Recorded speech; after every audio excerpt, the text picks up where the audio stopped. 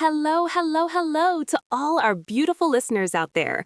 You're tuning in to another episode of the Miss English Podcast, the place where we break down the barriers between you and your fluency. I am your host, Sochepa, and oh my goodness, do we have a powerful topic for you today. We are talking about that invisible wall we all face, the stop thinking, start talking mentality. And to help me dive deep into this, I am joined by a very special guest, a man who has helped hundreds of students find their voice, Mr. Saraun. Welcome to the studio. Thank you so much, Sochepa. It is such a pleasure to be sitting here with you. I can feel the energy in the room already. You know, this topic is probably the number one struggle I see. It's not about grammar, it's not about vocabulary. It's about what's happening inside the mind. Exactly. I see it all the time. People have these incredible thoughts. They have the words stored in their brain like a library, but when it's time to speak, it's like the doors are locked. They get stuck in this loop of overanalyzing. Mr. Saraun, why does our brain do this to us? Why do we freeze? It's a protection mechanism, Sochepa. We are social creatures. We are terrified of being judged, of looking stupid, or of making a simple mistake with a verb tense. So our brain thinks, if I don't say anything, I can't be wrong. But the tragedy is, if you don't say anything, you don't grow. It's a prison of our own making. A prison? That's such a heavy way to put it, but it's so true. I remember when I was first learning, I would rehearse a coffee order 10 times in my head. I would like a latte, please.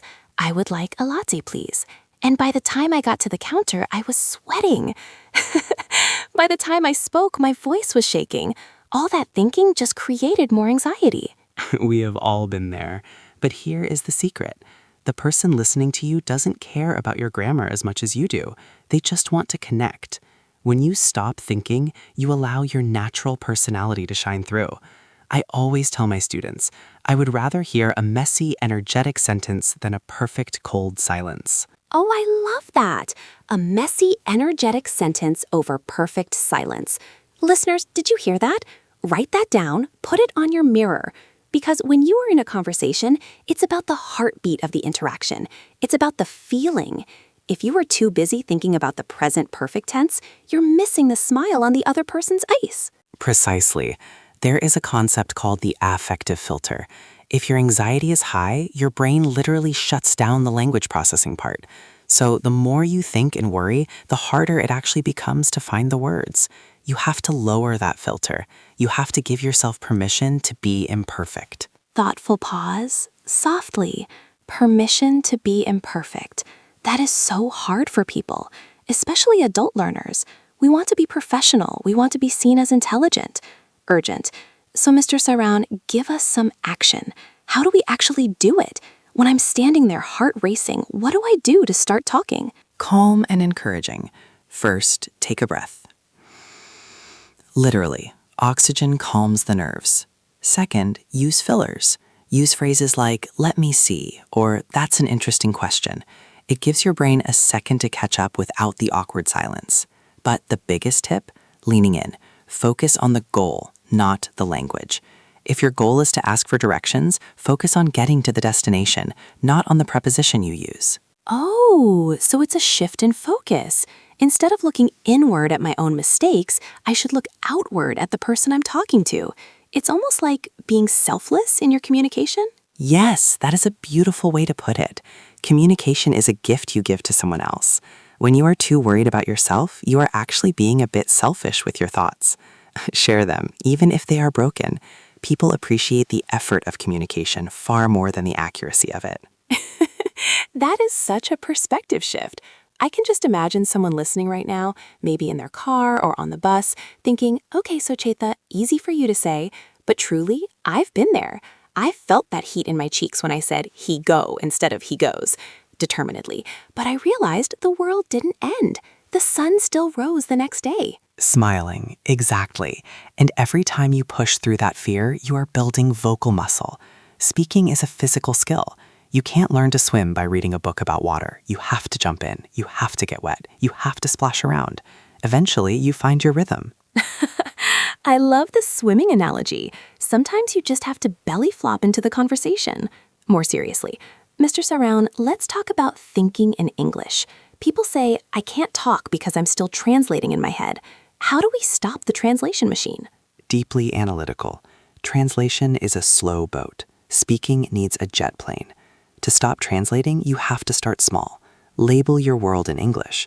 Don't think, I am hungry, then translate. Look at an apple and just think, apple. Build those direct links between the object and the English word. It bypasses the translation station in the brain. Exactly. I used to talk to my cat in English. The cat didn't judge my grammar. I would say, are you hungry, kitty? Do you want some tuna? It felt silly, but it made the words come out of my mouth without pressure. By the time I talked to a human, the talking part felt natural. Delighted. That is a fantastic strategy. Talk to your pets, talk to your plants, talk to yourself in the shower. Passionately, use your voice. The sound of your own voice speaking English should not be a surprise to you.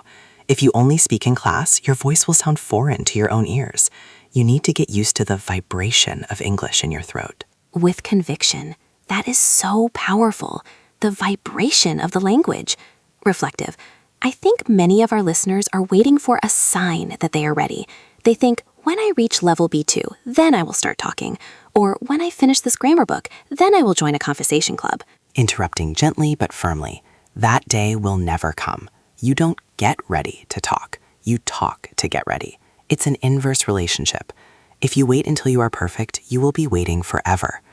Warmly, I want to tell everyone listening, your voice is needed. Your stories are valuable. Don't let a missing S at the end of a word stop you from sharing your heart with the world. Wow, that actually moved me, Mr. Saroun.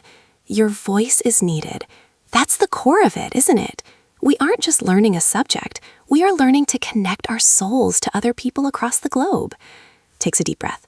For everyone listening, I want you to make a promise to us today. The next time you have an opportunity to speak, don't wait for the perfect sentence. Just open your mouth. Encouragingly, just start with hello. Start with I agree. Even just one word is a victory over the silence. Every time you speak, you are winning a battle against your fear. And I promise you, it gets easier. The first time is a mountain. The 100th time is a walk in the park. A walk in the park. I love that image. Cheerful music begins to swell in the background. Mr. Saroun, thank you so much for joining us today. Your wisdom has been like a cool glass of water for a thirsty soul. I feel so much more brave just sitting here talking to you. Gratefully, it was my absolute pleasure, Socheta. To all the listeners, keep talking, keep making mistakes, and keep being amazing. You've got this. You heard him. You've got this. This has been the Miss English Podcast. Go out there today, stop that busy brain, and just let your voice be heard. We believe in you. See you in the next episode. Bye-bye.